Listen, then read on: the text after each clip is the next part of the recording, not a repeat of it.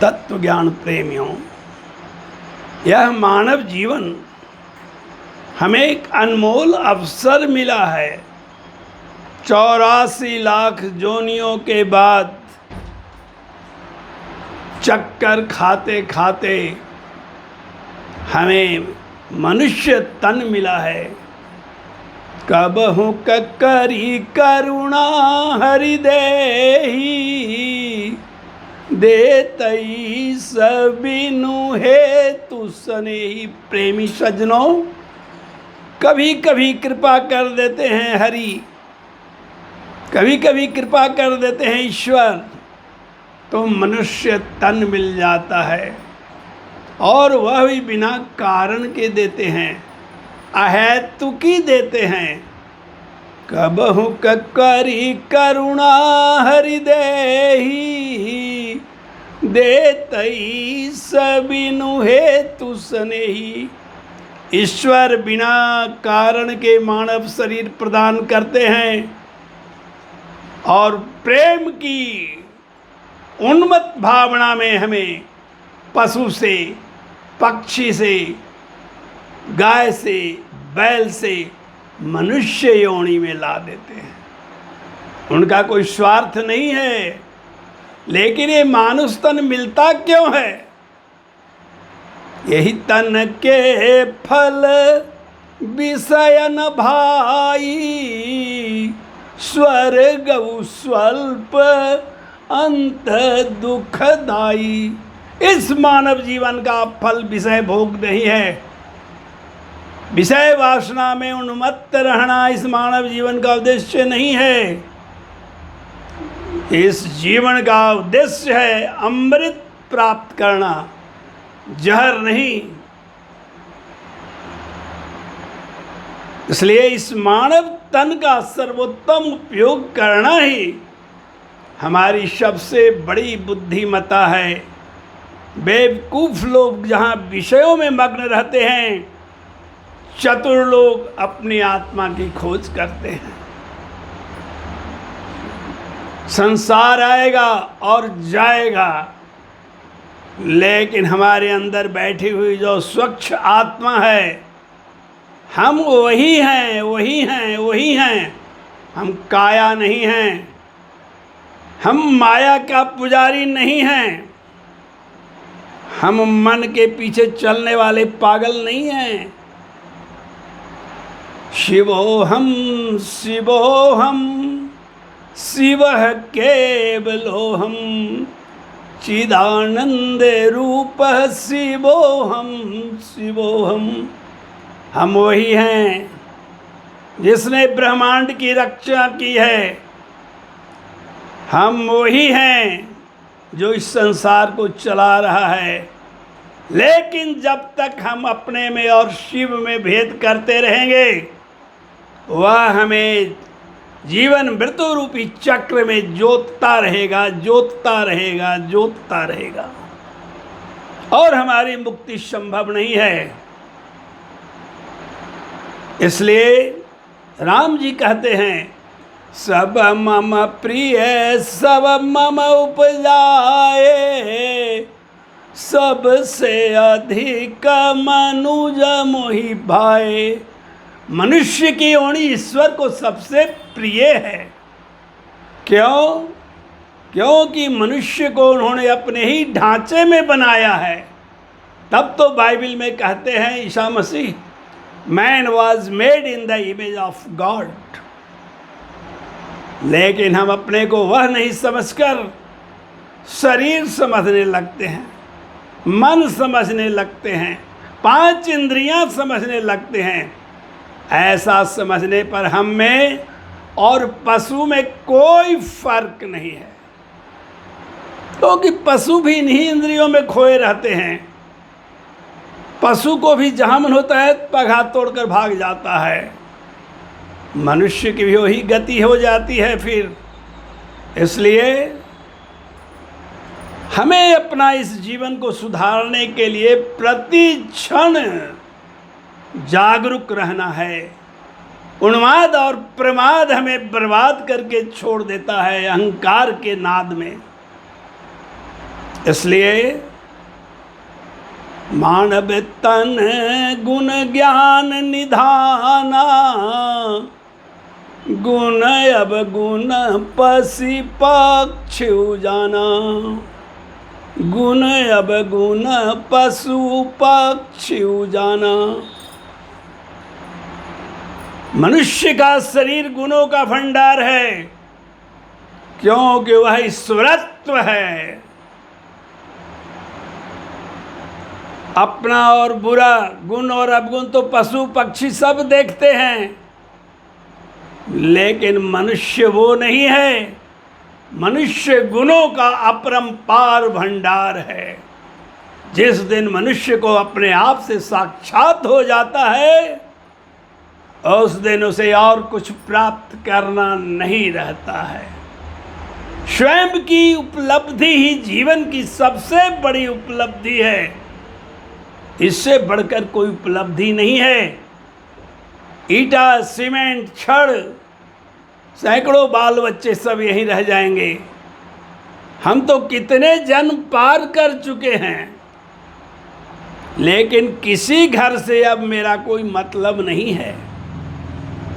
एक जर्मन दार्शनिक कहता है कि अगर मेरे बाल बच्चों और बीवियों का अब तक एक साथ जमा किया जाए तो पहाड़ हो जाएगा, क्योंकि अनेक जन्म में हमें बीवी और बच्चे बदलते चल जाते हैं। अनेक जन्मों में हमारी योनियां बदलती चली जाती हैं। इसलिए मनुष्य को मोह और ममता से दूर रहकर ज्ञान की प्राप्ति की ओर अग्रसर होना चाहिए। तब और केवल तभी मानव जीवन का सुधार हो सकता है। एक व्यक्ति था, वह अपने बेटे बेटियों के ही हित में रात दिन लगा रहता था। मोह के समुद्र में वह तैरता रहता था। जब वह मर गया तो उसे उसी घर के इर्द गिर्द रहने वाला एक कुत्ता बना दिया गया। उस कुत्ते ने एक दिन देखा कि एक ऋषि आ रहे हैं कोई। संत ने पूछा कि भाई तुम कुत्ता जोनी में कैसे चला गया? तुम तो इस आसान बिल्डिंग के मालिक थे।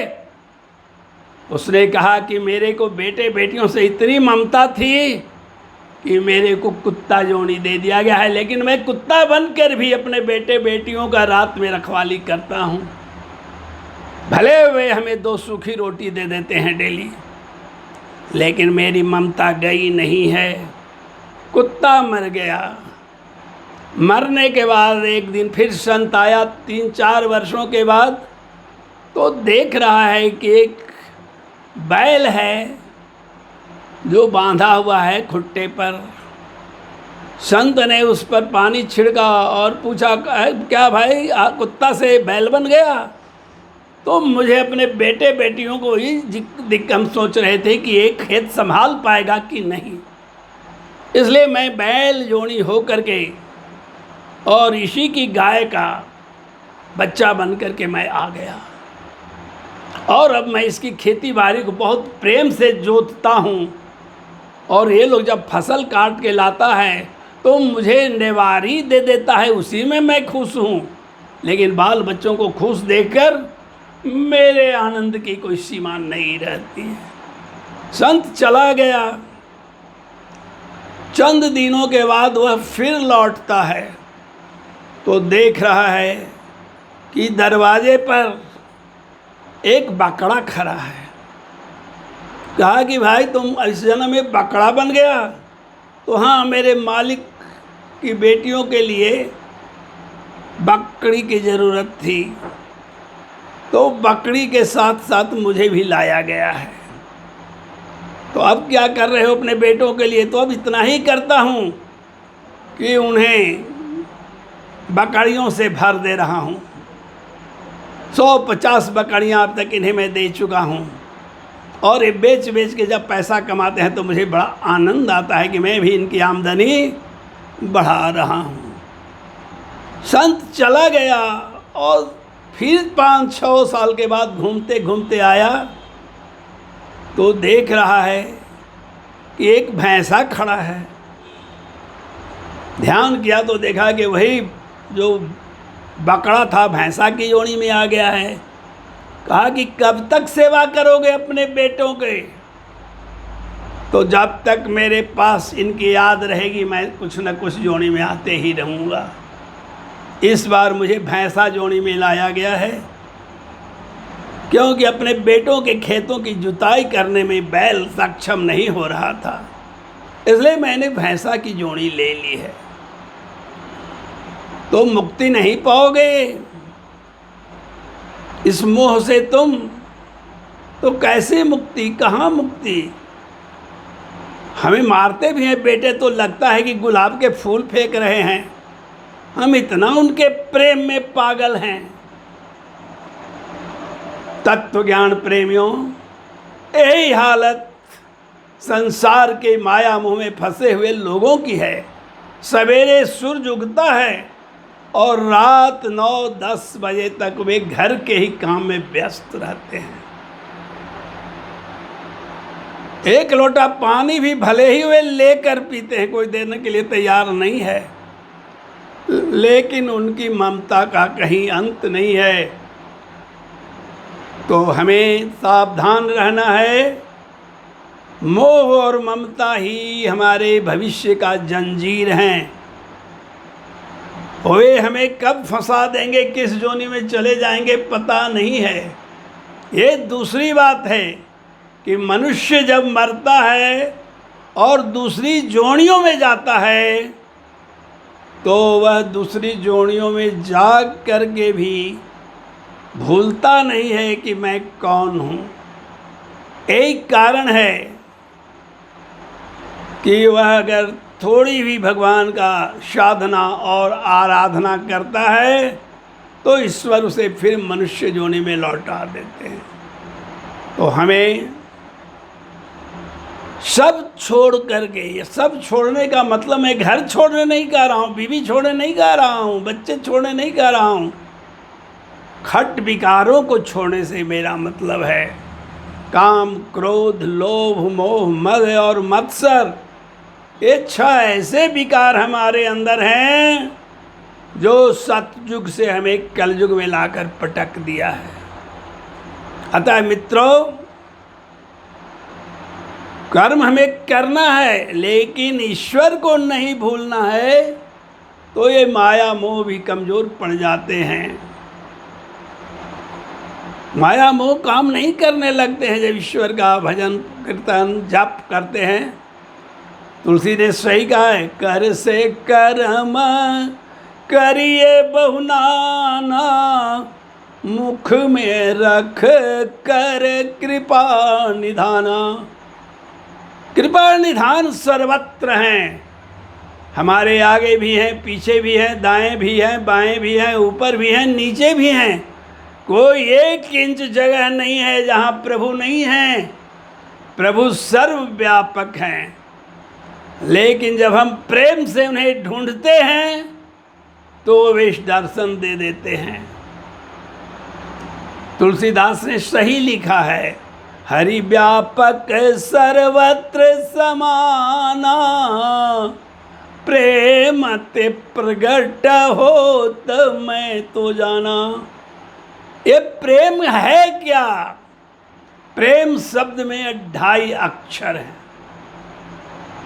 इन 2.5 अक्षर में एक रहस्य छिपा हुआ है जिसे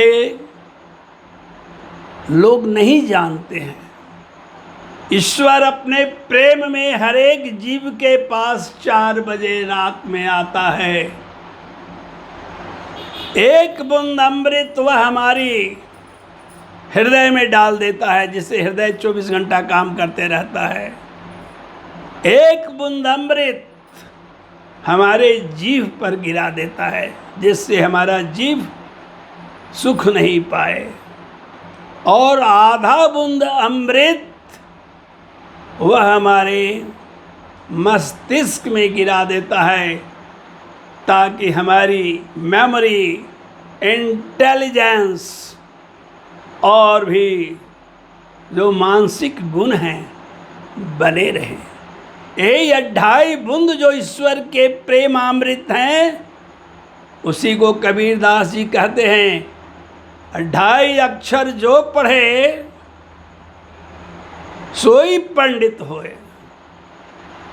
यानी प्रेम में जब हम मग्न होकर ईश्वर के साथ समाधि की अवस्था में चले जाते हैं तो वर्षा होने लगती है अमृत की। 8 कमल दल चरखा डोले, 5 तत्व गुण 3 चदरिया। कहते हैं कबीरदास, यही चादर सुर नर मुनि ओढ़े, ओढ़ के मैला कीनी चदरिया।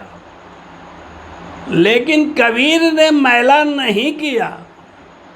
परिणाम हुआ कि मरने पर जब हिंदू और मुस्लिम आपस में लड़ने लगे तो कबीर का शरीर गुलाब का फूल बन गया। उसके 2 भाग हुए, आधा मुसलमानों को दे दिए गए और आधा हिंदुओं को, क्योंकि नीरू नाम के जुलाहे ने उसे पोसा था, लेकिन वह था हिंदू। तो हमें ईश्वर के प्रति प्रगाढ़ प्रेम में लीन होना है और संसार के सारे कार्य हाथों से करते जाना है। शरीर को मेंटेन करना है, माइंड को इंटरटेन करना है, लेकिन आत्मा को आइडेंटिफाई करना है। तब और केवल तभी मानव जीवन सफल होगा। अन्यथा इस मानव जीवन में और पशु के जीवन में कोई फर्क नहीं है मित्रों। तो सब तजी भजन करिए दिन राती। सब तजने का माने अभी मैं बता चुका, खट विकार को तजना है। सब तजी भजन करिए दिन राती, हृदय जलाई शिव प्रेम की बाती। सब तज शिव भज, शिव भज, शिव भज, शिव भज, शिव भज मूढ़ मते। इसी शिव के स्मरण से, शिव के भजन से, शिव के जप से हमारा कल्याण हो सकता है। मूर्ख भी हैं तो ज्ञानी हो जाएंगे। अतः परमेश्वर से स्वयं को जोड़े रखना ही सर्वोत्तम बुद्धिमत्ता है मित्रों। हर हर महादेव शंभो कैलाश के राजा, लोगों के दिल पर छा जा। शंभो।